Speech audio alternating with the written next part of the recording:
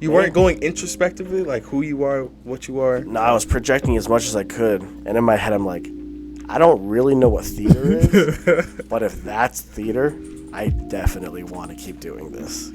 And I throw open the door. I was like, it's Christmas. And then, like, burned into my retina. And it's like one of those, like, images you'll never get out of your life. Is my parents on top of each other. This is, I just need attention. And this class is giving that to me. I'd much rather struggle and do something I love than be okay and hate every day of it. Was there ever like this wish? Because you know, being a Power Ranger, it seems like, you know, because that's like, Oh heck yeah, yeah. it's like I wish I had it, or like a younger, or like, no. Well, okay, so in relation to that, I remember my parents asking me what I wanted for Christmas. I'm like 5 or 6 years old, and I said to them, I'd love like a brother or sister. And then I wake up next morning and I'm like, oh, it's Christmas. So I run to their bedroom and I throw open the door. I was like, it's Christmas. And then like burned into my retina. And it's like one of those like images you'll never get out of your life. Is my parents on top of each other. So I would assume trying to get me that brother or sister. And so they're like, you should go watch TV. And so I closed the door and I watched TV. And that was the last time I ever wanted like a brother or sister. So yes and no. It was just, for me, it's very much like, it's the same thing with like extended family. At this point in life, I'm like, I don't really know what I missed. So there isn't a yearning for it. So leaving these friends behind, Yeah. and coming to California, and for everyone out there, there's no social media, there's no cell phones, there's no thing. They're gone. Yeah. They're Maybe, I think this might be the burgeoning of MySpace. Maybe, but who can? Like, Yeah. what, you know what? Sixth grader knows about MySpace. Not me, that's for sure. So you get to California. What city? Arcadia, I think, is our first stop. Yeah. Tell me about that. Rough. Let me tell you. Chicago's though is snow. Like there's like what season did you come through? We left right before summer started, or as summer started, because I remember I started school like maybe 2 weeks after like we finished the move. Yikes. So it was hot as hell. Yeah, for a guy who's used to like snow and like mild temperature and like some humidity, like, to be put into the desert is like, oh, rough. That's like, yeah, not a good homecoming here. No, I'm still not used to it. I've been here for like freaking over 14 years. You get to your class, you moved house, apartment here? Apartment. Okay. Yeah. You still have your bike? Are you like? No, I ain't got no bike. So you're like room. You're starting over again. I'm starting fresh. I have to walk to school, learn how to play handball. Oh, yo, that's a whole different thing. Let me tell you, that's how I got in with the kids at in California. Oh, I skipped a grade because my birthday in Illinois means that I'm younger, but in California means I'm older. So I skipped 6th grade entirely. Which, from what I understand, is where you learn the order of the months. Oof. Because I don't know the order of the months. I just forced myself to learn them like a couple years ago. Whoa. But before that, I was like, April, maybe after July. So that's... Yo, that's so interesting, isn't it? Yeah. Just small things like that. Just bad. Not great. My grammar's terrible, too. So you get to 6th grade. You're still the only child. You're in a new environment. You have no family here. And you have to do this again. Are you confident here? Oh God, no. No? I reclused. I came into myself so much. What I would do is I would come home from school. My mom and I would maybe have dinner, not talk. And then I would just go straight to my room and watch anime from like 6 p.m. to like 12 a.m. Go to sleep, wake up at like 4, and just watch more anime until school started. Rinse and repeat for about a year, I think. Yeah. You really felt like you just was like, dang, everything was taken. It's like, oh, man. What anime though? Oh, let me tell you, best friend never leaves me. What anime were you like rocking during this time? I gotta go with that Naruto. Oh, of course, man. Amazing, Yo. iconic. Bleach. Oh. Death Note was my first like non like shonen thing.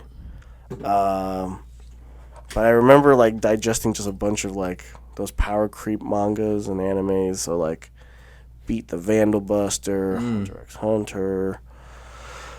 Oh god, but Naruto King. That's the one that stayed with me. No one you could connect with Naruto? Like this is like in Arcadia? I mean, right? You'd think, but let me tell you, man. No anime kids. Like there's time. Like nobody you can just like. I got like the handball kids. You know, like that was like my community, but like they're so focused on handball, and I'm not great at handball. I'm not great at athletics in general. So this goes on for like what? This goes on for like the entire middle school period. So like 7th, 8th. Yeah, 7th. You skip 6, so you go straight to 7th. Yep. So I was only there for like maybe 2 years. And then you move again Yep. We moved. I think I moved like 3 or 4 times. during that middle school. No, like you get 2 times. 2 times middle school, 2 times high school. That's how I'm quantifying it. So, yeah. Were you out to a different city or same city? Whole different. So Arcadia, we went to next to Upland. There you go. So Arcadia to Upland to Rancho Cucamonga is essentially the big moves anyway. To Upland to Rancho. Yep. So you go to different schools in each of these spaces? Luckily, Upland was the butt end of middle school. So I finish middle school in the IE, and I complete all of my high school in the same place, thankfully, which is Etiwanda High School. So you go and now end up at Rancho. Yep. Do you have a cell phone? Oh, do they have cell Yeah. Oh, okay, so you were able to I have flip phone. Yeah. flip phone. That's what it was. Yikes. So you're starting over again. Yeah. Yep. Wow, almost like a good, what is that, like 12 years of almost your life. Yeah. Not a lot of like interactions with other people. No. Did you get to know yourself? No. You weren't going introspectively, like who you are, what you are? No, I was projecting as much as I could, which I think was the fixation on anime, because it was weird. A lot of going to like Borders and Barnes and Noble, buying manga, finding manga, watching anime. That's kind of my identity for a while until I hit high school. So not a lot of self-discovery. I will say the one nice self-discovery thing is I take a after-school class called Take 5 in middle school, which you get to the teacher just lets you reenact your favorite movie scenes. And I was like, well, I'm going to reenact some comedy scenes that I love. Comedy scene. Yeah, and I think that's my technical first foray into theater. How did you enjoy that? I think I loved it. Think.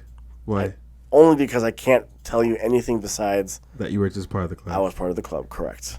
But I had to enjoy it because when I went to high school, I looked for the same thing. Oh, really? Yeah. Like fresh off the boat. Fresh off the boat, as soon as I get to high school, I look for like what theater is there. And did you able to get that? Oh yeah, let me tell you. First semester? First semester. A freshman year? Yeah, Etiwanda High School. Mr. Kiley, our drama teacher, Oh, this is interesting. transcendent. Literally one of the best people in my whole lives. This man is the reason why I do theater. Explain.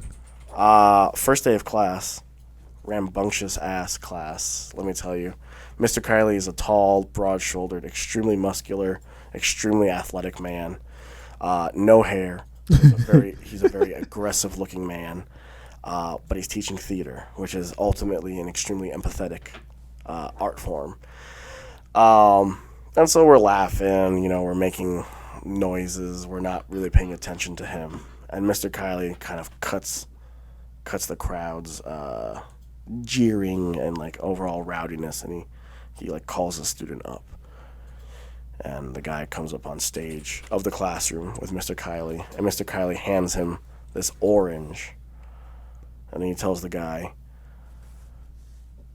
"You're going to take this orange, and you're going to put it to my forehead. And when you do that, I will die." And so then Mr. Kiley gets down on his knees, closes his eyes, bends his head forward for the guy to place the orange on his head. And then that's what Mr. Kiley does. The kid's looking at us going like, "What did I do?" And then we're like, "I don't know, what do you do?" So the kid like looks at the orange, touches Mr. Kiley's head. Mr. Kiley just like crumples over onto the floor, dead. And then like 6 seconds later, he like stands up, brushes himself off, snatches the orange out of the hand and goes, "I hope it's never that easy to kill somebody ever again." And in my head, I'm like, I don't really know what theater is, but if that's theater, I definitely want to keep doing this because I have no idea what I just watched. Did he ever explain it? Nope. And if I'm being completely honest, if I were to tell him that story, he'd be like, "I don't think I did that." But like that's that's like one of those like core memories I have. Like that's the reason why I'm in. That's a big part of the reason why I'm in theater. Is that moment. You get into this class. Yep. Freshman year, day one. Yep. You spent you're almost a good part of your life and needy, lonely, kind of the class count, kind of obsessed. Did this feel like, were you excited again, or was this like a... Exceptionally excited. Really? That's cool to see. Because it was the opportunity for me to be on stage. And really what it was it was an opportunity for people in larger than one-person groups who were forced to watch me and not say anything else. And if I did well, they would laugh, you know. I was like, this is literally the dream. I just need attention, and this class is giving that to me in as many opportunities as I'll take. So I was like, that's great. Attention. This word comes up often. Oh, yes. You're going through, but there's a certain type of attention, right? It seems. Sure. Yes. You mentioned people not saying anything except for laughing with you, though. I'm hoping that's usually the case. Okay. I'll be honest. Sometimes you didn't care. Laughing. Nah. I'm hoping as long as I'm the cause of laughter, right? And if it's because I'm laughing at my own joke, great. If it's because I did something dumb, but people enjoyed it, great. It's just that need, that validation that like I exist. Do you feel like you're a part of something now, like a community? Not quite. No. Why? No, because all the things I remember doing for theater were not scene based. So I don't have scene partners. We're doing monologues, which monologue, like it's a one-person dialogue, right? So it's like, it's just me talking, or it's just me listening to somebody talk. It's never me engaging in a conversation. So I still have that weird ostracized feeling when I try to do the other things in the theater because I'm not used to it. I don't have a great frame of reference for what theater is. I have a preconceived notion that it's just you making jokes. Really, I guess what I thought it was stand-up. You know, now that I'm looking at it in retrospect. But no, it was theater. Who's your favorite stand-up? During that time, do you remember? I'll be honest, I didn't watch much stand-up. That's why I was so curious. Yeah. Yeah. That's the issue is that I'm not really a comedy guy. Right. Even though I love making people laugh. Yeah. Or I guess that was like what I wanted to do. Oh no, that's still what I want to do. I mean, I love making people laugh. You're watching a ton of anime. Yep. Right? And Naruto's always kind of funny. Oh hell yeah. You know? You're watching Power Rangers. Yep. You're watching a lot of cartoons. Yes. And cartoons has always a comedic feel normally to it. Got it. But it's more of like a noble action. Like you have these really prime like characters. Like they're the center, kind of the attention. The camera follows them. That kind of whole kind of dynamic. Yep. Was the chase to be like the main character? Like, were you like in this theater class thinking like, you know, I want to be the best, or I'm going to try to like, you know, like Naruto, you know, type of thing. Like, do you ever feel like you were trying to ever be someone else, or is it more of just trying to discover yourself? Always trying to be someone else. The issue, I have a lot of I used to have a lot of internalized racism. So I never saw an Asian face. In fact, on Power Rangers, the only Asian face, the actress passed away. Right, so like that's the yellow, right? correct. Yeah. Right, so I don't see myself on stage a lot, and so it's hard for me to see myself be there. So it's not me vying for the lead in any given show. It's not me trying to make sure like I'm the top of the class. I'm just fighting for that attention wherever I can, however I can. So how's freshman year? Freshman year is interesting. It's fun. I generally view high school, I think, well, because it showed me theater. It showed me swing dancing. Yo, I remember this. Yeah, swing Oh dancing my was gosh, a big thing yes. for me. Yes. Okay. Cool. So now dancing's in your life. Dancing is in my life, yes. That's such an interesting thing to pick up. Well, what it was I was in a French class Okay. with, I want to say, Madame Broussel. I want to say that. That was my French teacher. Right? I think so. Chinese? Yep. Yep. Love her. Yep. She's so cool. good. Yeah. Speaks she's super no dope. Chinese. Speaks a lot of French. Yes. It's great. That's how it should be. But I remember in that class, there was a girl who was very attractive who said, "Hey, I'm part of a swing dance club that you should join." And I was like, in my head, I don't know about that. That's the swing dancing, that like weird thing that people do at the country bars where like you're hand in hand, you're just like going like around in a circle. It's like we're doing ballroom dancing. Yeah, I was like, I'm okay. I don't really want to do that, but I guess if you need a partner, sure. And then I go there, and the first thing I see is two people doing that, and I was like, you lied to me. This is not what you told me it was. I'm here under false pretenses. But then I saw what swing dancing was, which was just a really fun social dancing thing. And so I stayed. I did it for a while. And the friends I met from there during freshman year were interesting because they weren't my usual, what I would assume like my social circle would be, which is like, I assume like my social circle should have been like theater nerds or like anime nerds, and it was just like people who were from Inland Empire, who maybe didn't grow up in the best circumstances, but who were still very kind and a little rough around the edges. And that became my social group for at least like 2 years. Whoa. Yeah, until they all graduated. That's why. So you go from, and are you two different people here? Are you like one person in high school versus another person at home? Oh, for sure. Really? Yeah, there's a lot of masking when I'm at school. I don't think my parents really knew who I was ever. And I think my mom is just finally starting to understand who I am. But a lot of masking at home, right? I'm just a boring, generic, depressed teen who like is really reclusive. And then in high school, I try to be as like exuberant and extroverted as possible. How's your relationship with your parents during that time, kind of like high school? Oh, yeah, rough. I don't like to tell them a lot of things. Still don't like to tell them a lot of things. They both have very short tempers. So I'm a little dicey around angry people is my issue. So I don't tell them a lot of things because telling them a lot of things is what gets me in trouble. So I'm like, I'm not going to do that. I'm going to avoid that. So yeah, so at home I'm one way. At school I'm another. And this tradition carries on for about like 10 years. Maybe more. Definitely all of school. Was this like, did this take work to do? Are you trying, like, is this something that's just naturally that you were able to, I hate to say it, act? You know, it doesn't take much work. For me, it's still very much the idea of being that class clown, right? So within that energy of the need to be validated energizes me to the point that like I will never come down from this high once I've felt it. And it's not until I'm much, much, much older where I've sort of got too tired of doing that and I don't care as much.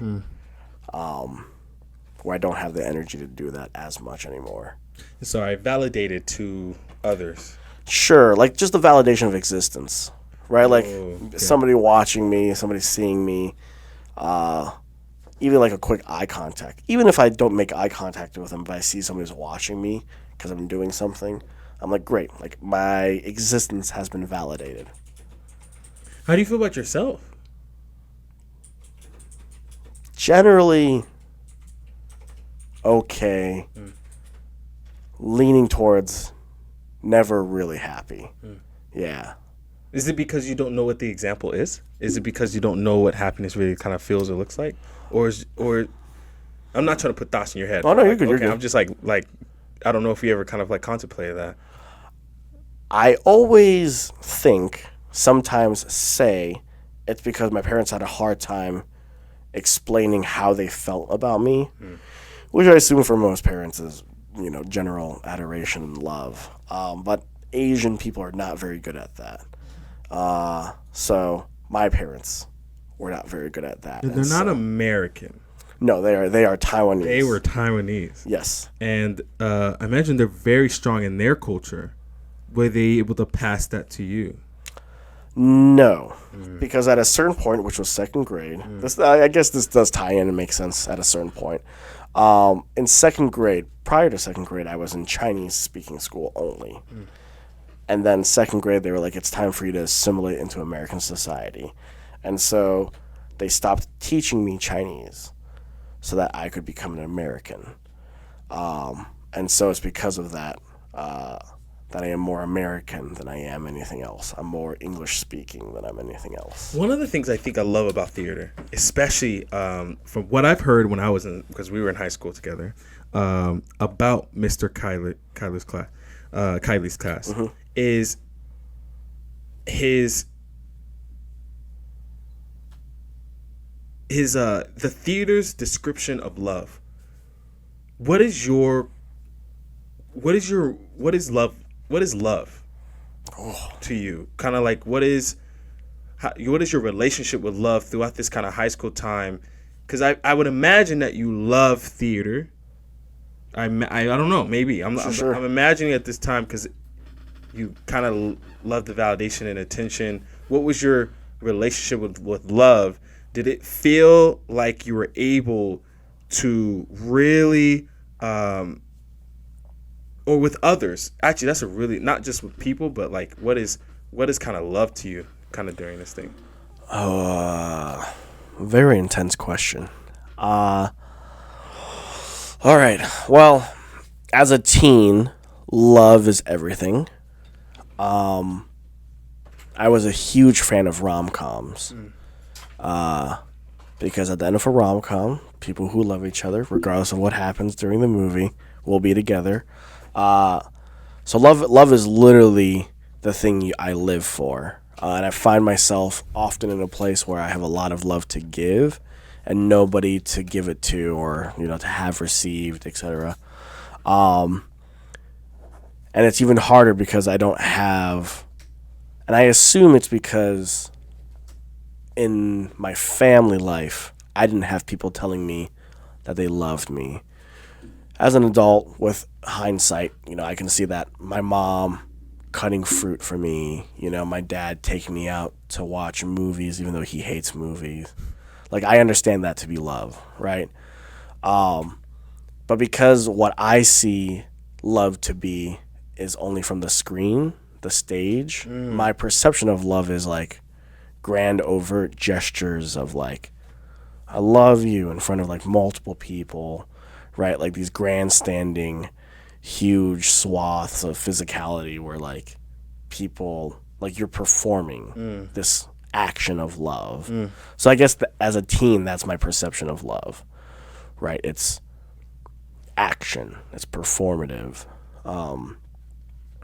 Now I think it's just somebody who is willing to put up with me. That's what I feel like love is.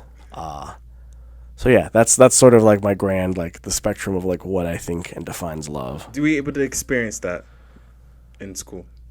Oh, maybe. I I was way too chaotic as a teenager.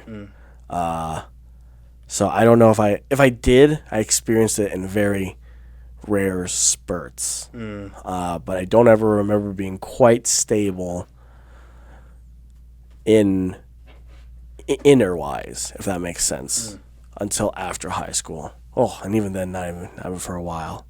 Yeah. Going through high school, looking towards the future, what is the plan? You're just now getting to know and learn a little bit more about yourself. Yep. What you kind of like, what you don't. You only have 4 years to do it, so good luck. Yep. Right, and that's for sure. So what is kind of like what's kind of the future entail for like, what was the kind of like, okay, graduation, shoot, all right, what was is that like awesome, cool, I'm ready to go, I got a plan, or was it more like? That's a good question. I remember applying to as many schools as possible. Was accepted to UC Irvine. Go Anteaters. Zot. And for that, so my father's goal for me was to become a chemical engineer. And he always said, as long as you come out with a chemical engineering degree, I can guarantee you a job that will pay you $70K out the gate, and you can only go higher from there. And like, I've only just started really, really understanding like money beyond just like hundreds that are tangible in my hand. So I'm like, $70K, that's nothing, right? Like anybody could make that. Like, who cares? I'm gonna follow my dreams, which is to be on stage and make people laugh. Again, I still don't probably understand that theater is not necessarily stand-up. And I'm not saying that I wanted to do stand-up. I'm just saying that college Shin probably thought that theater was just somebody standing there and telling jokes and having people laugh at them. And I think as a society, we've decided that's called stand-up. But Shin still thinks that's theater, which is why he's like, I'm going to go into theater. And that's what I do. I go into theater as a chemical engineer major and a drama minor, or at least intending to minor, if not to double major. And so I do the thing of waking super early, going to theater classes, because that's how they weed out the haves and the have-nots.